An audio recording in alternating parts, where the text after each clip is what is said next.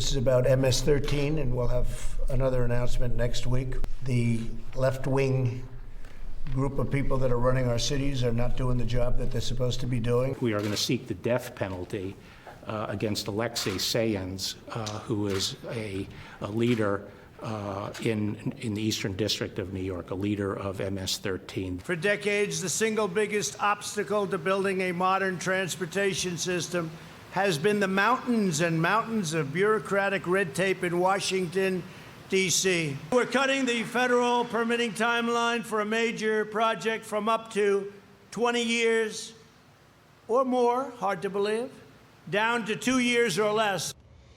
President Trump in Georgia talking infrastructure and regulations, and then in the White House talking about going after MS-13, that horrible group that has done a lot of damage and murders across the U.S., going after its leader. And the breaking news, as we just reported, the National Association of Police Organizations endorsing President Trump. And just moments ago, its president said they got a call from the president thanking them for the endorsement. Remember, this organization endorsed President Obama, Vice President Biden in 2008, 2012. They didn't make an endorsement in 2016, but the President McHale saying that the president said it was an honor and wanted to let us all know how important this endorsement was to him personally and professionally. Obviously, it comes as efforts to defund police departments all over the country are springing up. Let's bring in our panel. Susan Page, Washington Bureau Chief at USA Today, Washington Post columnist Mark Thiessen, and Kimberly Strassel, a member of the editorial board at the Wall Street Journal. It seems, Kimberly, that this is significant for the president at this moment when polls show him trailing in key battleground states. The organization of National Police Organization, a significant organization. Yeah, so this is a function of what we're now seeing as growing unrest and violence. It's one thing to have protests and some civil unrest. This is now turning into a long, hot summer of violence and looting, and it's putting a new spotlight on this question of law and order and rule and law of cities, and the president's embracing that.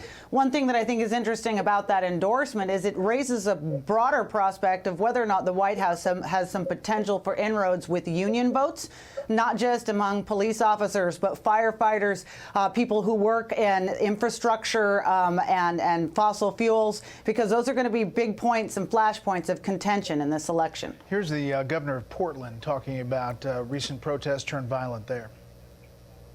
The street violence in Portland absolutely needs to stop.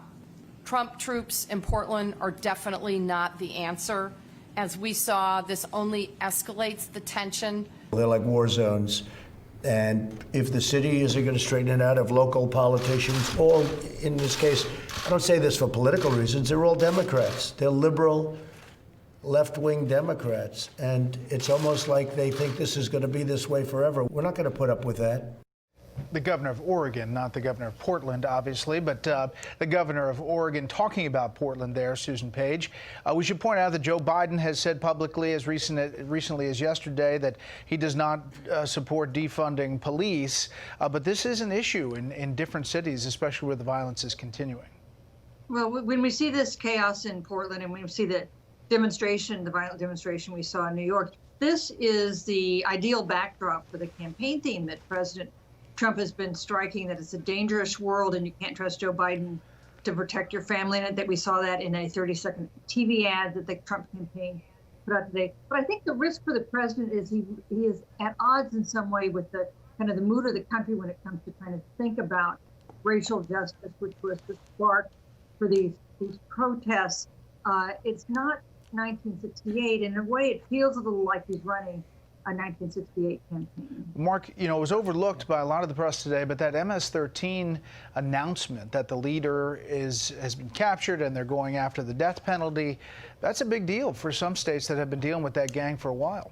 It is. And look, the president is running on law and order.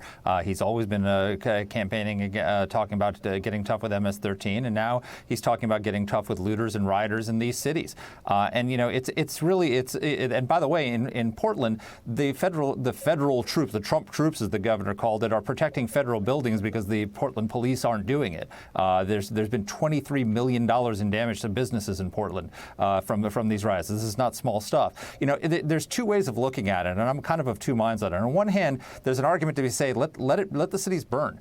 You know, these people elected feckless Democratic leaders. They were talking about defunding the police. Well, let them live with the consequences of that leadership. And if they don't like it, then they should do what the people in New York did in the 1990s and elect a Rudy Giuliani to clean things up. But on the other hand, the argument is, what about the minority? What about the business owners? What about the people there who you can't just leave them defenseless against mob violence? And the president has a responsibility. You know, $500 million of damage in Minneapolis, because as I said, $23 million in Portland. These people need to be defended, and if their elected leaders won't do it, then it's up to the president to do it. Meantime, Kimberly, interesting back and forth inside the White House about Dr. Anthony Fauci. Peter Navarro, advisor to the president, in an USA Today op-ed. Dr. Fauci has a good bedside manner with the public, but he's been wrong about everything I have interacted with him on. So when you ask me whether I listen to Dr. Fauci's advice, my answer is only with skepticism and caution. Here's the president, Dr. Fauci, and the vice president today. He made a statement representing himself. He shouldn't be doing that. No, I have a very good relationship with Anthony. It is a bit bizarre. I don't really fully understand it. I think they realize now that that was not a prudent thing to do because it's only reflecting negatively on them. I can't explain Peter Navarro. He's in a world by himself. Tony Fauci is a valued member of the White House Coronavirus Task Force. We just completed our latest meeting today, and we couldn't be more grateful for his steady counsel. And the vice president even putting out a picture of that meeting. Kimberly, your thoughts? Yeah, I mean, the White House also said that the Navarro piece had not been vetted, didn't go through the usual process, and that seems to have to be the case because, look, in this case, Peter Navarro has not served the White House well. The press and critics have been attempting to cause a rift in the White House over its pandemic response policy and try to suggest that there are issues between Fauci and the president for months now. And so why an advisor of his would actually publish a piece that further stokes that narrative and then require the White House to spend a good portion of the day repairing that damage, it's not serving the president well. Susan, last word. I mean, Dan Scavino, we mentioned last night, had his own Twitter post about Dr. Fauci, so it's not just Navarro. Oh, and we think that Peter Navarro is reflecting an attitude that the president has had, but not useful to have it at this moment when his credibility on COVID-19 is low and Dr. Fauci's credibility on that front is really high.